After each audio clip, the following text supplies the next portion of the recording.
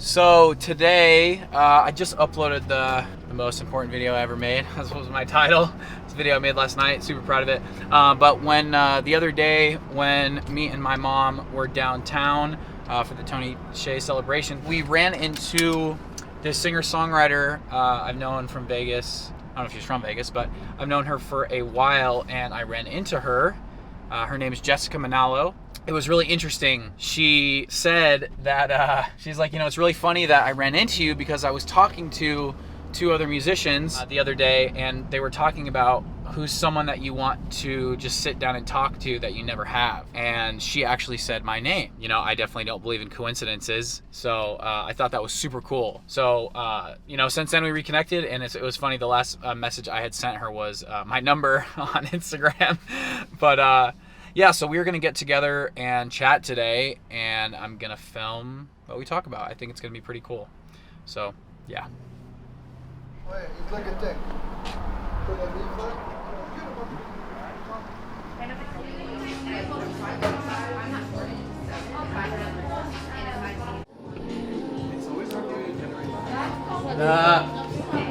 you? Okay, cool. All right, we're going to get some coffee. Yes, thank you so much. Beautiful. Okay, so yeah, sitting here with Jessica Manalo, and yeah, I guess first, I don't know, tell us what you do, where you're from. I'm from Las Vegas. My name is Jessica Manalo. I live in Las Vegas, and I'm a soul, blues, R&B singer. And yeah, I'd play everywhere and sing all the things. I love it. So yeah, I was downtown the other day and ran into you, and you told me that I thought it was super cool that. What did you say? You tell me. No, I was tell me. because I've been my best friends are Cameron and Sonia. We have like really deep conversations all the time. Yeah. And we kind of check in with each other. Yeah. And I asked them. Like, who would you want to like sit down and talk with? Right. And we were just sharing each other. And I said Zack Gray, because I've never sat down and talked with you. Yeah. Ever. Well, what about that? Like, what Yeah. Why did you pick me? I guess. Well, I was a roommate with Sonia. A couple years ago, before I moved out to Oregon. Okay. And she said that she had like a random like sit down with you. Yeah. Somewhere. I forgot where, but it was like it wasn't even planned. But you guys like sat down and talked. Yeah. And she said that you were like super insightful dude, super down to earth, chill. I was like, I want to sit down with you. Yeah. But I never made it a priority, so Right. I was like, let's do it. Right. Yeah, it's just like more. I just want to like get to know who you were, and yeah, like we all do the same stuff. Right. So Exactly. Yeah, I think it's funny. I think it's interesting to me what I feel like people think about me before they meet me, and I don't think I'm completely what people think that I am. I don't know. I mean, but yeah, it's like I just have realized with music and stuff like that, especially, it's first just like being kind to people, and then I think there's this misconception about like, if you have something that like is helpful for you, it's like, dude, just like, whoa, don't just keep that. Like, I feel like if you've learned something, like share it. Yeah. Like, why not? And I think I agree with that. We've all been at places where someone we talked to just helped us, and like, I think that's our job, is to just have conversations and give back to people. Yeah. There was a moment where I was the opposite, where I was like, you know what, like, I'm not gonna tell anybody like what I know and how to do this, my secrets, but like I'm like completely just changing that. Like, there's so much information that I know that I have, and I know that you have, and like we could share that with the world, and like we're living and we're growing, and I like saying that all the time, but yes, we're constantly living, and we're constantly learning and growing, and I think sharing what you know it's going to help other people. And yeah, I also think that every time, it's an interesting thing about learning new information, because first off, I think I can't remember what it was a while ago, but I was listening to something and it was like the most dangerous 2 words in the English language are I know. Yep, I've heard that before. And when I heard that, I was like... Because it stops you from learning anything else. Exactly. I think what you need to say is like, yeah, I've heard that, but like, you know, tell me more. Or like, I'm open to receiving more of that. And I think also with, you know, I definitely agree. It's like you should be always learning and growing. I think, you know, besides actually dying, the only true death in life is when you stop learning and you stop growing. Exactly. And, you know, I think with it's not always about learning new information every day, but it's about really like locking in on what you already know. And every time even when because like I told you, I mean, I said why I've been doing the YouTube stuff too is I've just had these same conversations with people for years. Right. And every time I say the same thing, or I think the same thing, or even I hear the same thing, I'm a different person in that moment. And yeah, it's like that same information, it's like ingraining. It's like I heard this story once about this this guy was getting trained by like a Shaolin monk, and he had already been practicing karate for like a super long time. Mm-hmm. And so he went into this whole thing being like, this dude's gonna teach me all these crazy things that I don't know. And the dude was like, no, I'm gonna teach you how to throw a punch. Yeah. Just one punch. Mm-hmm. And you know, he had like the candle flame set up, and you know, the monk could just be like, whoa! Right. And like his energy would put out the candle flame. And the idea of it was, you know, if you can just like, if you know how to throw a punch, you don't got to know any of this other crazy advanced stuff. Right. Because if you can land one punch and it's the right thing, right, then who cares about, you know, all the other stuff. Right. So it just like, I was like, whoa, that's so powerful. And it's like, it makes you just like go back to the basics of like what is really important and what really matters. I think as humans, we're always overcomplicating everything. Right. I've boiled so many things back in my life to just like, dude, like, what's the simplest thing? Most of the things in my life are just like a simple yes or no answer. Do I want to do that, or do I don't want to do that? I think we overcomplicate everything.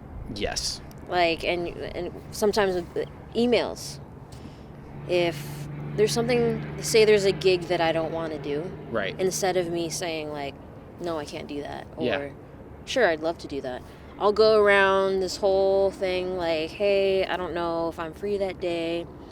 Let me get back to you. And like it's just a simple yes or no. Like, and I'm working on that too. It's just like, just be honest with yourself. Yes. Just like simplicity is Dude. Like, it makes their lives easier, makes our lives easier. And it's just like getting over like that little bit of uncomfortability. That's really all it is. Yeah. So I'm so glad you said the simple yes or no. You know, I brought up the Bible earlier, and you know, I was just saying like whether anyone believes everything in the Bible, there's just some super awesome lessons. And one of the most powerful scriptures I've read lately was, I can't exactly do it word for word, but it was, don't make a promise or an oath. Your yes or no should be enough. Exactly. And I was just like, how many times a day you're like, dude, I promise I'm going to do that. Or like, yeah, man, I promise I'm going to be there. Or like, I swear on this. And I'm just like... Well, it comes down to like people pleasing also. Like, definitely. It's that's a whole thing that like, I feel like growing up as a Filipino. Yeah. And like a woman. Yeah. Like in Filipino culture, like people pleasing is like, that's like how I was raised. Yes. Like you gotta always be on your best behavior. Like, right. And I'm sure that goes for like a lot of other like people and cultures and stuff like that. But like for me particularly, I know that's how I was raised. So like I had to like reprogram my mind. Yeah. And kind of like put my foot down and like, no, I don't want to do that. Or I don't know, like it just kind of put like boundaries, because people pleasing sucks because it like hurts yourself more than anything. It's like, do I really want to spend my energy going to this dinner or something that I really don't want to go to? Yeah. And I did that a lot. Yep. Like, yeah, I would show up because I was obligated. Did I really want to be there? No. And that's not fair to them because my energy wasn't present.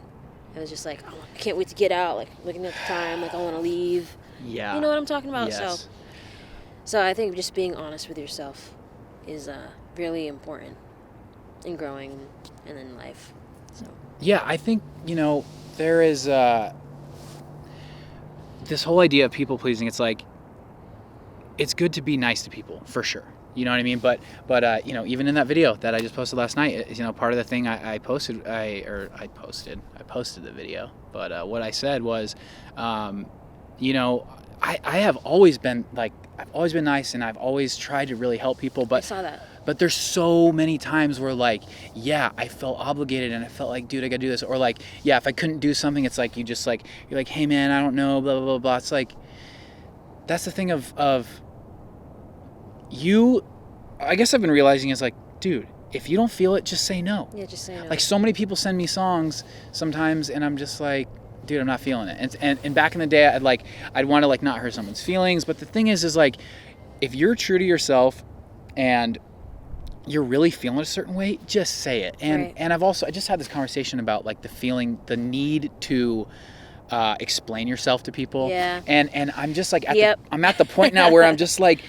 dude, you don't owe everyone an explanation. You really don't. You just don't. So I've really been like, Zach, you need to just say how you feel, and if they get their feelings hurt, they get their feelings hurt. They get their feelings hurt, like, and that's not. honestly But that's the thing is you can have peace with that, because that's not your intention. You're just being honest. If they take it the wrong way, or they take it out of context, well, if they take it the wrong way, it's something that they have to work with. You already told your piece, and yeah. It's crazy because I wrote a song about people pleasing. Yeah. I haven't released it yet, but it's called "It's All Right." Yeah. And it's about reminding myself that it's kind of along the lines with social media and people pleasing. Right. What should I caption this? How should this look? Right. What kind of filter should I put on this? You ever spend hours just before you even hit post? Yeah. You're just spending hours just yeah. perfecting it. Yeah. And it's just I'm so sick of it. I'm tired of it. I'm wasting so much time. Right. Well, that's why I said,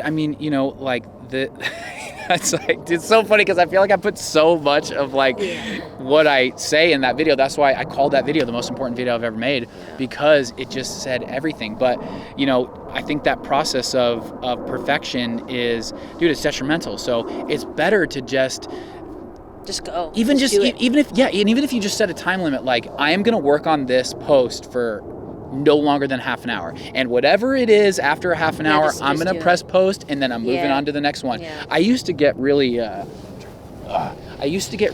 think we all do this sometimes as musicians, but I just remember when you just get so tied to this one song, and you're like, dude, this is the hit. This is the song that's going to blow me up. Yeah, no, I know. And then, dude, it doesn't. And then you're just like, whatever. I've had some conversations with people, and they're like, yeah, but dude, this one song, no, man, I know. It's like, dude, you're never going to know. I mean, there's been situations where people we knew it was going to be a hit. I remember Zed's The Middle. It's they knew that was going to be a hit. And great, but Zed was already doing his thing. But the thing is for the most part, unless you're a massive artist with the whole machine behind you, right. And even then, right. You're never gonna know what the hit is, right. Until it's done. I mean, how many stories of dude, the documentary that comes up, there's a documentary about Shaggy, picture this, you coming red-handed, that song.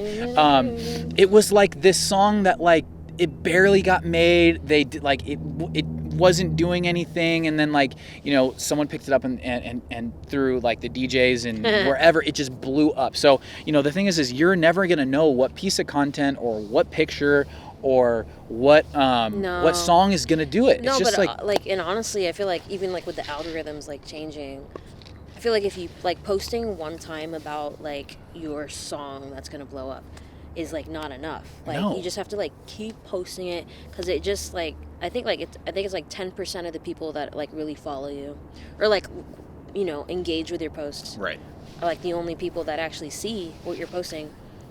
And all the thousands of people, whatever, they're not seeing it. I know. And so it's dude, just I totally feel that about my posts too. And I think, yeah. I heard that Instagram is going to come back with the chronologic thing. Please, Instagram, I'm ready for that. if you are watching this, just do it, please. Dude, the biggest thing that oh man, I'm so glad they changed it back, because it was the most frustrating thing was, remember they did the reshare button? Yeah. So instead of just like clicking the little paper airplane to just share your post immediately on your story, right. you had to like go into stories and click the little thing Yep. that like did it, and then you had to put reshare. I was so angry when I clicked, do you want to try this? Oh. I was like, you're literally making everyone's life harder right now. So How do you feel about TikTok? Okay, so that is a great question, because I was just on this team meeting with my manager and someone else who's going to start helping on my project. And, I was going off about all the YouTube stuff, and he was like, you need to make 3 TikToks a day. You need to get your TikTok to be where your Instagram is at. So I think, to talk about just consistency is going to win, right. is, yeah, I think, TikTok is this, it's such a huge it's huge thing. It's so huge. It's so there's I've had friends, honestly, shout out to Blake Wynn, because he did this. I mean, he did this like he did this like college, like, I don't know, just like the life of like a student kind of thing. He would talk, he just did all these TikTok stuff, and he did it like 3 times a day for like 6 months. I experimented with it. Yep. Dude, he got like 100,000 followers in like 6 months, because he just did it every day. And I think that's my thing with this YouTube thing. I think, but I would say to you too, and even for me, is I'm making these long form videos, and I'm trying to figure out my schedule, but I think I'm going to pick a day where it's like, okay, I'm not filming anything today, or maybe I'm filming something like this where I'm not going to edit it. But the other thing that I'm going to do is take my old content and chop it up into 3 TikToks. Right. So actually, when I was living in Oregon during quarantine, I experimented with TikTok, and I posted a lot, like a crazy amount, like 4 to 6 a day. I love it. And I was filming a thing called Magic Mondays. Yeah.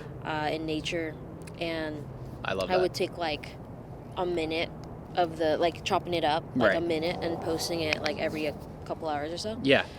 And then that was starting to blow up, and in a day, I think I got like 12,000 followers. What? And then, I swear to God. And then the next day, it got up. I gotta start with more. TikTok is crazy, but and what is your followers at right now? 20,000. Yeah, it's crazy. What? Yo, we got Jessica Manalo here. She's got 20,000 followers on TikTok. But here's the thing. That is so cool though, and that honestly is inspiring me, because I have like 250. No. But what I've learned though, I stopped for a while. When I moved back to Vegas, I stopped posting. Yeah. And I just died dramatically. Dramatically. Like, I feel like, it says it has 20K on there. Right. But like, it's just the engagement and everything has just like well, what I learned was is that even though you get a lot of followers on TikTok, it's interesting. It's not that even, I don't even know, dude, I was listening to some Clubhouse thing, but it was basically even like Charli D'Amelio or something like that. It was still, most of her engagement is from just like her post going in the algorithm. It's not even necessarily like her followers. I don't even know. It was basically, TikTok is just it's the For You page. It's the freaking For You page. So it's different. I don't think it's completely based on your followers now too. No. And I think Instagram, I posted that video today promoting the video, and I think what I'm gonna do on Instagram now is everything I post is gonna be a reel. Same, dude. This morning, a reel or a video. Because this morning I actually deleted a lot of my older pictures and not deleted, but archived it. Yeah. So I could put it back. Yeah. But I'm trying to make it look a little more sleek, a little more educational, but also putting in my music in there. Yeah. And so, what I was working on actually before I met up with you here is and we're talking about sharing information that we know with people. Right. So instead of keeping it, I'm trying to do this 3 tips for singer-songwriters. I love it. I don't know if I'm gonna do it daily but I do want to keep it consistent. But I think there's a lot of followers for you and I that are beginner singer-songwriters. They don't know what to do. Totally. And so that's kind of something I want to share is my 2 cents on that of what I know personally. I know Right. like we're never like an expert on things, Right. but I feel like we know a thing or two. So like, yeah. Yeah, I did the, I don't know if you saw that on my YouTube channel, but I did this lyric breakdown video. It was like You told me about 40 minutes long. I think, now that I've been like learning how to edit, I am probably going to start editing things more, just because when you watch a YouTube video and it has these quick edits, it's like, it's so much more engaging. And when, it's so funny. I'm trying so hard to not say but I just do. But when I It's make, okay. I do know, it too. I do it. Don't say I do it a lot. But yeah, when I even that video I did last night, I went through and edited it, and I've been learning how to edit now, so I can take these ums and ands and long pauses and take them together. So I think more of my videos are going to be edited. I don't think I'm going to edit these conversations, but when it's just me, I think I can do it, and I've been able to get it done in an hour and a half, maybe 2 hours at the most. So, but yeah, so the lyric breakdowns, I think is my way, because that was just, I have 30 something songs. So that's 30 videos I could do. Right. And I'm going to try to make it shorter, but basically I play the song, right? And then I just talk about the lyrics, and I go line by line and talk about my thinking behind them. When you play the song, do you have like the lyrics I have the lyrics next to it. Okay, sweet. So how I was doing was like, I had the YouTube video, and then right next to it is the Google Doc with the lyrics, and that's even and then I'm just like in the bottom right hand of the screen, and that's my thumbnail. The thumbnail was like, and then so yeah, basically, it's basically the video and then the lyrics right next to it. So while they're, the whole time they can look there, but then I went line by line and I talked about it. And even that first one was just kind of funny, because that was one song where it was like way more esoteric. Like some of my songs are very like, exactly what I'm talking about. Yeah. But this one, so it was kind of metaphorical, like kind of. Yeah, and I'm less metaphorical nowadays. I'm pretty direct. Same. But this one, so it was funny starting with this one, because I even made this blooper reel like a minute into it, where I'm like, I tried to make this video, and when I was starting, I was like, what is this song about? Okay, I suck at reading. It was just funny, because it was just hard to think about, because I had to write like the quote about the song, and that's what I have to do before every release, is write the quote about the song. And I had to I was like, okay, dude, I can't even do this. I need the quote. And then as I was reading through it, I was like, okay, the song's about the quote, but it's about so much more. But anyways, the tips for singer-songwriters and producers, I think, how many people are wanting to do music every day. And it's like, dude, you're an awesome writer and you're a great singer. And it's like, you're going to inspire so many people, so many young girls. It's like to sing and stuff like that too. So I love that. That was like another thing too, is like, there's a lot of people that like want to learn too, but they don't express that. They don't ask. They don't like. Right. They don't even look up stuff like this. Maybe. Right. They happen to be a fan of your work or my work. Right.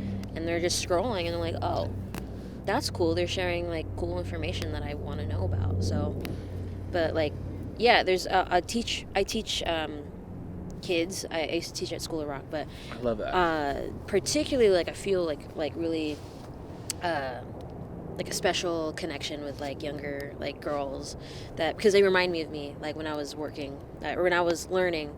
And so like that's something also, like being a female in like music business is, I think it's different. I mean, I'm sure we run through the same issues here and there, but like I've gotten like some like sexism things, like where a friend of mine would get literally booked the same gig as I did. Yeah. From this, like, we'd be sitting next to each other. Yeah. And getting the same email. Yeah. From this person. Yeah. But my rate was so much lower.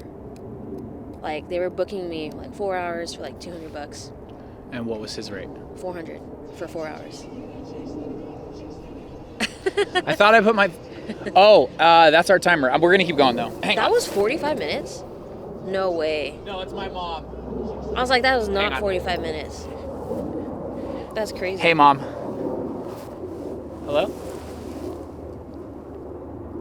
Oh, snap. Hey, Mom. Okay, anyways. It's all good. If she... It's all good, that happens. Wait. Dude, wait.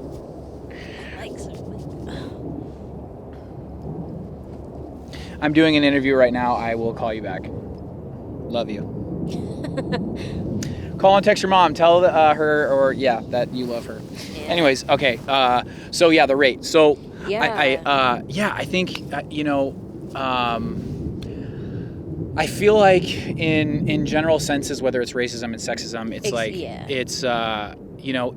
it's I honestly don't think in this world that it is this thing that's at the center of everyday life, like it's portrayed, but I do think it does happen, and I think it's ignorant to say that it doesn't. So so I guess I'm curious. I guess the only thing I'm curious about is, did you go in with asking for a certain price, or were you both like, okay, this person booked me and they just offered me this rate? I guess there was a specific price. Like I've learned throughout the years doing this, like negotiating and emailing. I've learned a lot. Yes. I've learned what to not say in emails. Right. Like, especially being a woman, like I stopped saying like sorry and emojis and like yes. Like I am that way all the time. Yeah, same. I literally feel like if I don't put an emoji, it's like it's serious. No, dude. but at the same time, it's like I think you could do that with like your friends and Oh, I do it with other stuff too. All the time. Yeah. I mean, I'm still working on it, but like exclamation points are my thing, dude. Like dot like yeah, no. So I've in terms of like business, I've gotten pretty assertive and kind of robotic, but it's because who I am, like what I am, and I don't want people, because like if anybody saw me at it, like didn't know I played guitar or sang, right?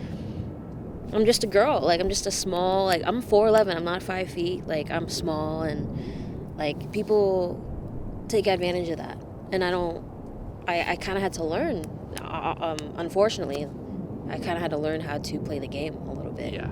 So like that's a lot of like what I want to teach women. Yes.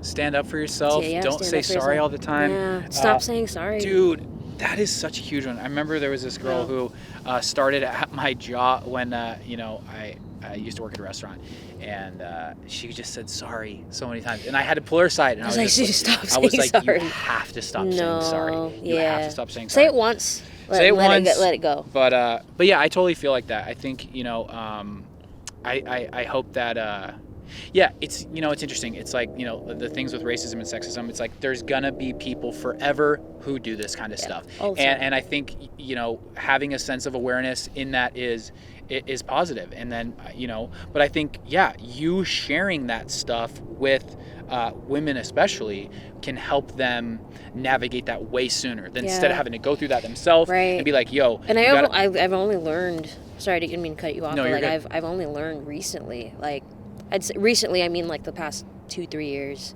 Yeah. When it really stuck. Yeah. Because like majority of the business people that I talk to on email, I can only less than a handful of names that are women. They're all men. Yeah, I feel it. And I think that's something that is getting better. I'm not saying it's bad. I'm just saying like I feel like there should be more women representation. Yeah, I love that. I mean, dude, my manager's a woman. Yeah, and that's great. That's nice to hear. Dude,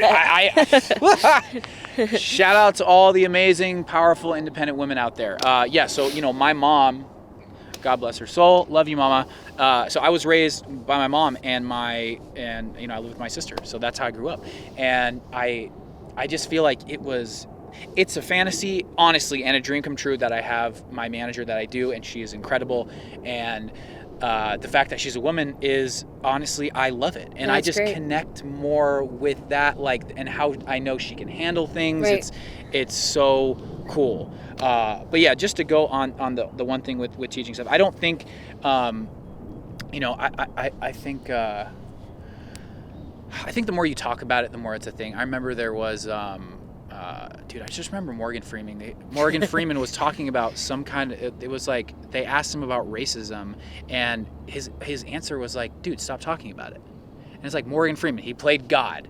And it's like, you'd think he would maybe have this opinion about what's going on, and he basically was just like, let's stop talking about it. The more you talk about something, the more power you give to it. It becomes a thing. And I will never forget that. And not to say there isn't racism and sexism all over the world, but the more you focus on it, the more it just becomes a thing. And You're right. And it's not this blanket statement that like everyone, whatever. So, but anyways, I think you can just set that up for these young women in a sense of like, hey, you may encounter some things like this sometimes, but it's more importantly to just first off know your worth and know your worth, and just go into things confidence. I think the main thing is more about, and like I said, this is not just about men or women. This is about just like when you're gonna go into something, it's like, set a price, know your worth, and that I think is the thing too, is if you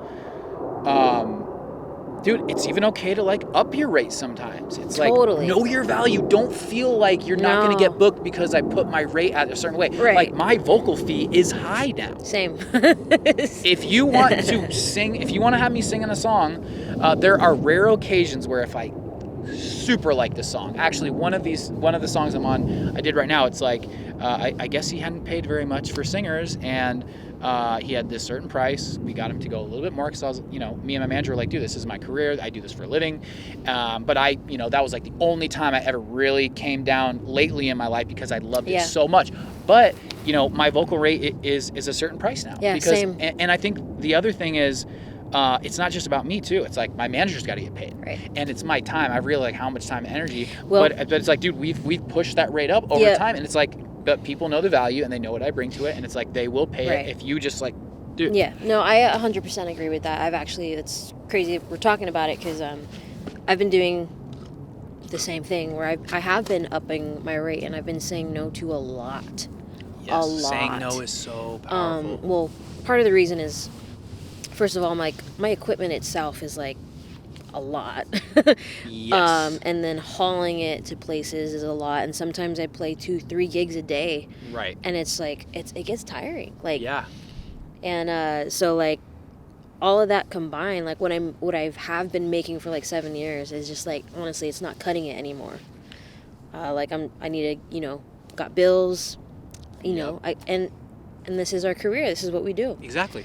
So it's like I need to charge what I'm worth. And I've gotten some emails where like, whoa, they're like, that is expensive. I was like, that's what I'm charging. If that doesn't work out for you, maybe next time, or I can give you, other contacts. Feel free, I take credit cards. I take basically, but like sometimes it's just like, if they can't do it, someone will. Exactly. Someone will take your services.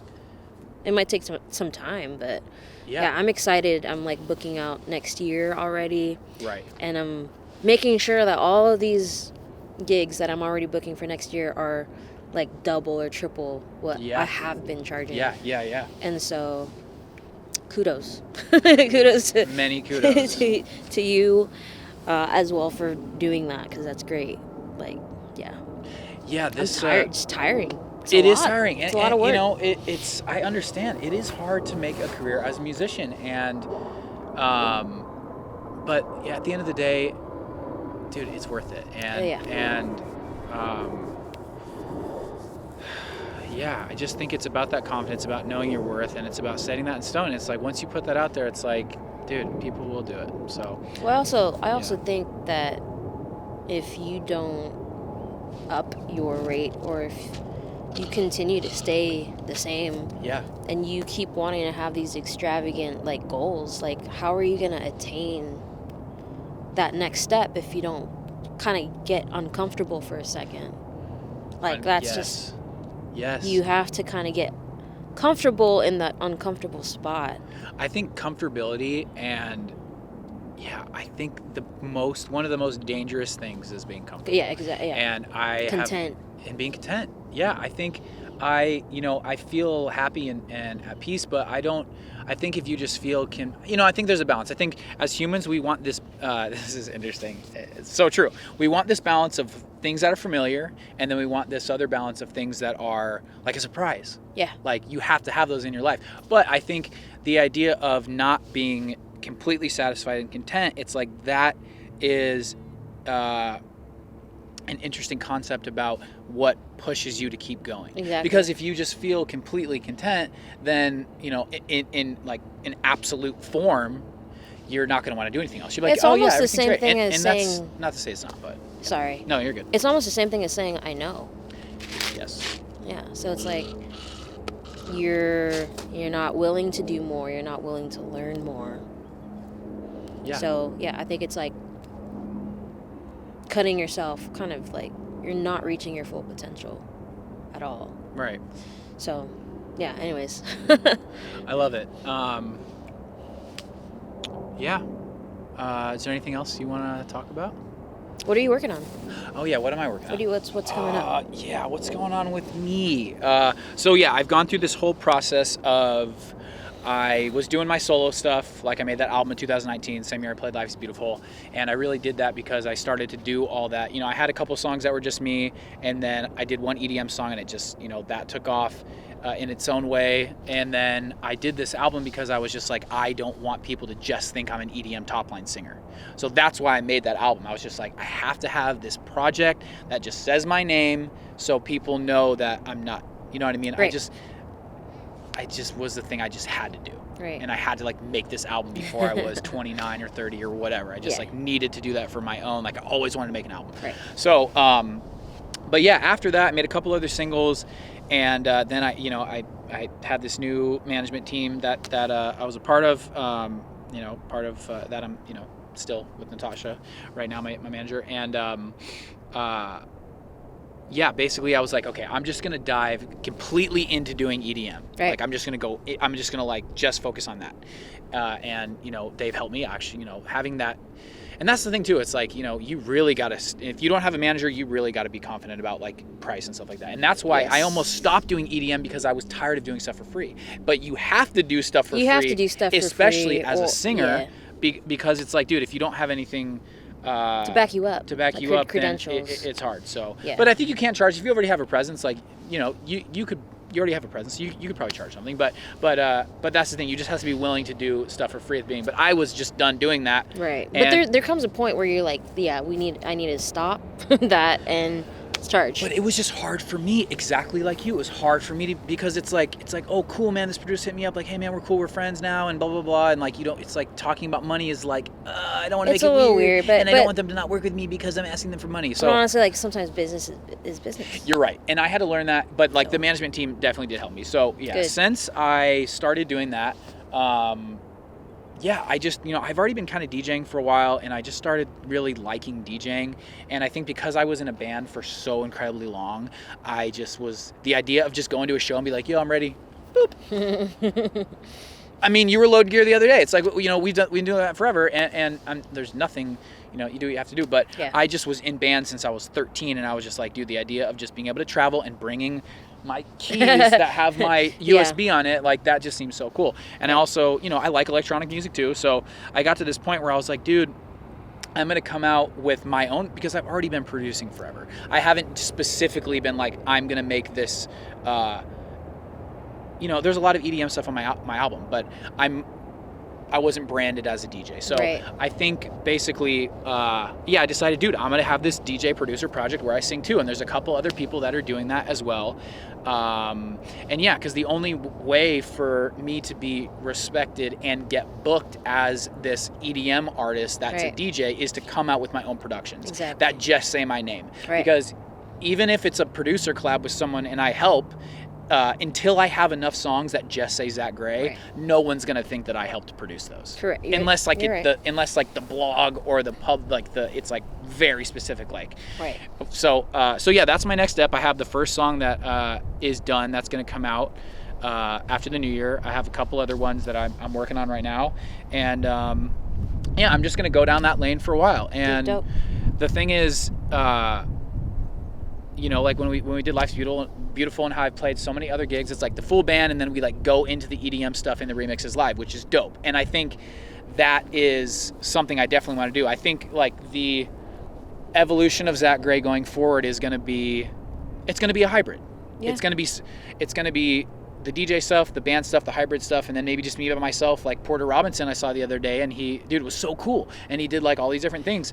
But I think the cool thing about the DJ stuff is, I mean, you know, just as, yeah, getting booked and stuff like that, if I am branded as a DJ as well as the live thing, is it just opens me up to be able to play anywhere. Where it opens up like a lot.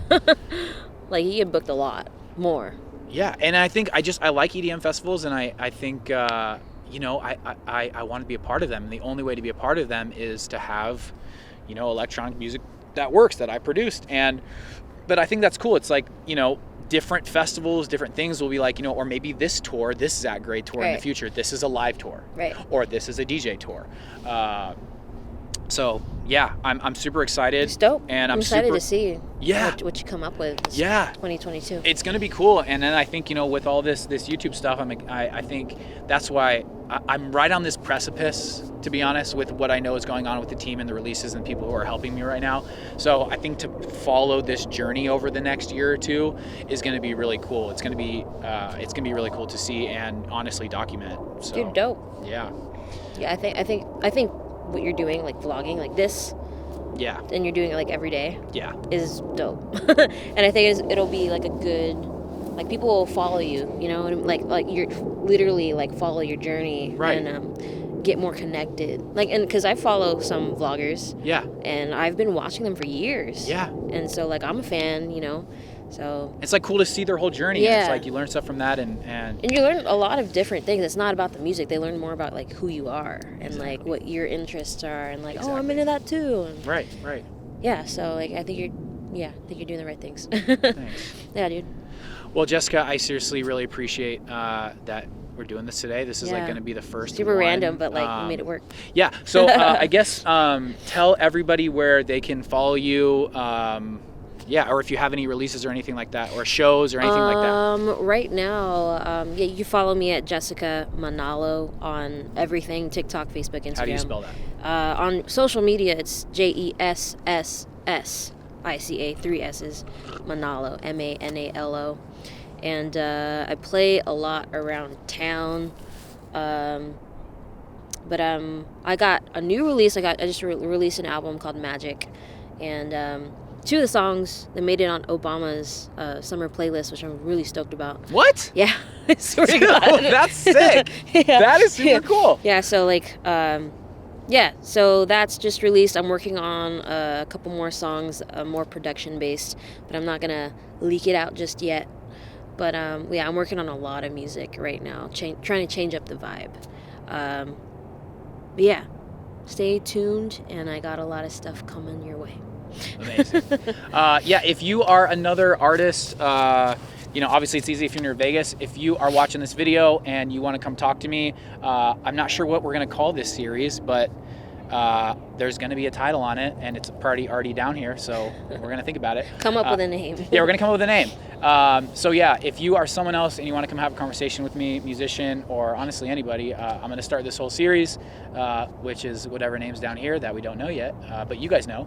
But yeah, if you like this video, share it with your friends, leave a comment if you have any questions, and see you guys soon. Thanks again, Jessica. Of course. Yay!